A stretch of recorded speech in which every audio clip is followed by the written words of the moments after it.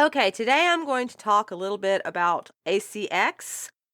If you don't know what ACX is, it's a platform through the Amazon store to where people can get other people to narrate their books for the Audible system. And I've been a member of ACX for a little while now. I started out using ACX to hire someone to produce my book, Only the Innocent. When I decided that I wanted to do more voice acting, I moved over to ACX to become a narrator. And I've done, I don't know, something like 9 projects. I really don't do a lot of auditioning like a lot of people on ACX do, mainly because I am picky. I want to know that I absolutely love the material that I am reading. When it comes to voice acting, it's not my main income yet. People ask me, how can you get into voice acting? And not being a super expert, I always tell them the same thing. Well, a good starting point is a place like ACX. And then I explain how ACX works, and I get a curled nostril at me, and then they lose interest and they walk away. What I'm gathering here in my scant experience, people are thinking ACX is practically working for free, where we should not set ourselves to these rock bottom per hour prices. Like, I don't know, 25 an hour was not recommended by someone who I was watching yesterday to learn a bit more from. But in the same token, you're stepping in, you don't know anything about voice acting, your audio probably isn't any better than my audio, which isn't perfect, and you're expecting to get 1,000 an hour. In order to be able to be worth that 1,000 an hour, you've got to make yourself worth it. Now, the best advice for getting into audio narration is, take classes, learn your basics, make sure you've got a good sound booth, get good equipment. In my case, I'm a backdoor person, so I also started. Actually, my first voiceover ever was with Doctor Who, and I don't mean like the big show. It was with the Doctor Who radio drama, DWAD, DWAD. So yeah, Doctor Who audio drama. They gave me a chance. I listened to that old audio and I flinched at how terrible I was. I sounded like I was shouting from across the room, and I wasn't because I was doing my Chinese accent. But you live and you learn, and that's how I got started. And I moved in and did voice acting club and did a few things there. And I've been taking classes here and there and watching a lot of podcasts and experimenting with my microphone. My setup is a Blue Yeti Pro, and it's one of those that can also be analog, but I've got it set up to USB because I haven't got the other parts yet. My sound booth started off in a closet, moved to getting some hanging curtains from Sound Booth to Go, and then I moved downstairs, got some curtain rods that come out of the ceiling. Yes, they exist. They're for really heavy drapes. And they go around me in a box, and my curtains are around me in a box, and so it's easy to get in and out. If I want to close it off, I can. I still have to get some bafflers for the walls and some other stuff.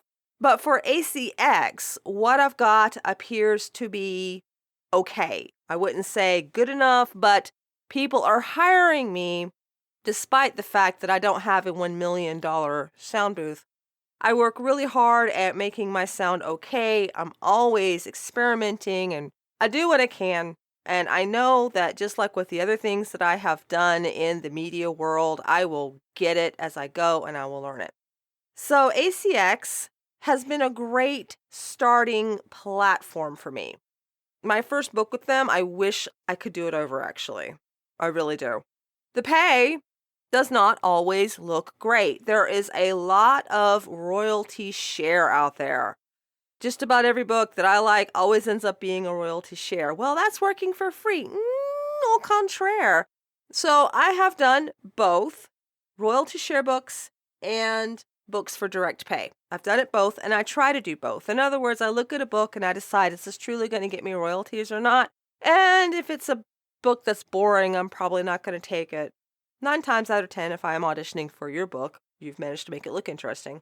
And I mostly narrate nonfiction. The last book I just finished last night was about intermittent fasting because I am able to wrap my mouth around really long medical terms. And people think, well, it's royalty share. It's for nothing. And I expect to get paid. Okay. Only audition for the ones in which you're going to get paid outright. Let me tell you how that works. You get paid outright. You get that money. I got almost $200 for one book. It was a short book. Within a couple of days, that money was gone. The other books in which I'm doing the royalty share, I get a check once a month. So far, I've made more than 200 off of one book because of the royalty shares. That's not always going to last forever. I have to keep reading more books to keep that royalty share coming. But I got to tell you, after that $200 was gone and I was sitting here scraping the barrel, hoping to buy and get enough money together for sugar, that royalty check came. With ACX, it's really a good idea to think in the long run. There are a lot of audiobooks on there that are like only $25 to $50 an hour. I have my account set to that I'm only going to take a certain amount an hour. And yet, whenever I go to audition, I can audition for whatever level. I'm not even sure why I have that on my system. I will only take 200 an hour or whatever. The staff have turned out to be really friendly. There's been a couple of times I've had to contact them, and they have been right on point, answered me right away, were very thorough, listened. I have been very pleased with the ACX staff. The only drawback I can think of off the top of my head with ACX, there are people who expect you to never sleep. Ever. I need somebody fast to produce my book, and it's a 4-hour book. ACX's estimate is that to complete 1 hour of audio, it's going to take you somewhere around 6.8 or 6.7, some number like that, hours of work to finish 1 hour of audio. So they sit down and they calculate, all right, so that's how 25 hours of work. I'm rounding down, I don't know. 25 hours of work. Okay, so you can get that to me in 3 days, right? And it's like, do I get to sleep at all? Do I get to rest my voice at all so I don't come off scratchy like my last audio about voice acting? By the way, I have my water right here before you guys worry. And, that's really the only real drawback. That and the people who are like, well, can you be happy and funny yet sad and mopey at the same time? But that's with any acting gig. It doesn't have to be narration. That's really the only problem I've run into with ACX. Overall, I enjoy my work with them, but I also don't try to make it my main income. There are people out there who say that you can make it your main income, but in my case, I am improving my lot and working hard so that I can move up. As far as I know, ACX is the only service like this where you can get in like this. I mean, there are others that I have tried for, like Find a Way or whatever, and I've never gotten anything back. With ACX, I recorded some samples. I opened up my account, uploaded my samples, made sure everything was filled out, made sure my profile was thorough, made sure my equipment was working, and started auditioning. And that's how I got started with ACX. Mind you, as I had said before, I had some experience already doing some minor things like DWAD. With ACX, you do need to know how to compress your files. Now, I, by choice, use Audacity. I do have Adobe Audition, the old version. I do. Legally, I might add. But I prefer Audacity. And the folks in the Audacity forum are really great. And one post that they have there is a step-for-step how-to compress your file to make it where ACX will accept it. It sounds like it could be a one-size-fits-all, and I used it as that at first, but as I get to know things and tweak things, I'm discovering that there are things I can do outside of the how-to. So it's really great for that.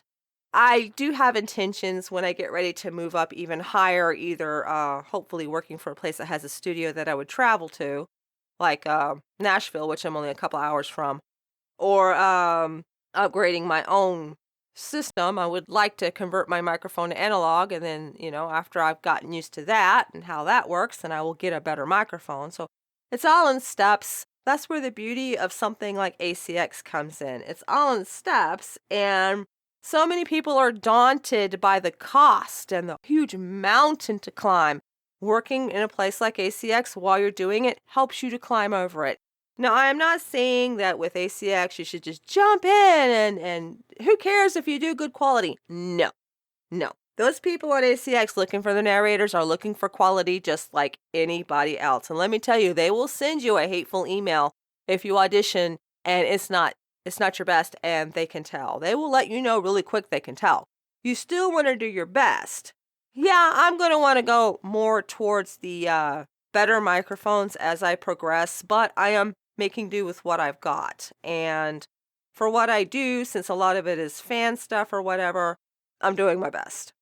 But with ACX, thank goodness for them, I've been able to improve my best and get a little grocery money on the side while I was at it. I don't have a rating for ACX just yet. If I had to rate it right now, I'd probably give it 4 stars. I mean, 1 star off because of how people are expecting you to never rest or sleep and hurt your voice. But I don't really have a firm opinion of where I would rate it yet because I haven't gotten to use very many other platforms. Anyway, these are my thoughts. Now I'm gonna go back to work. Bye bye.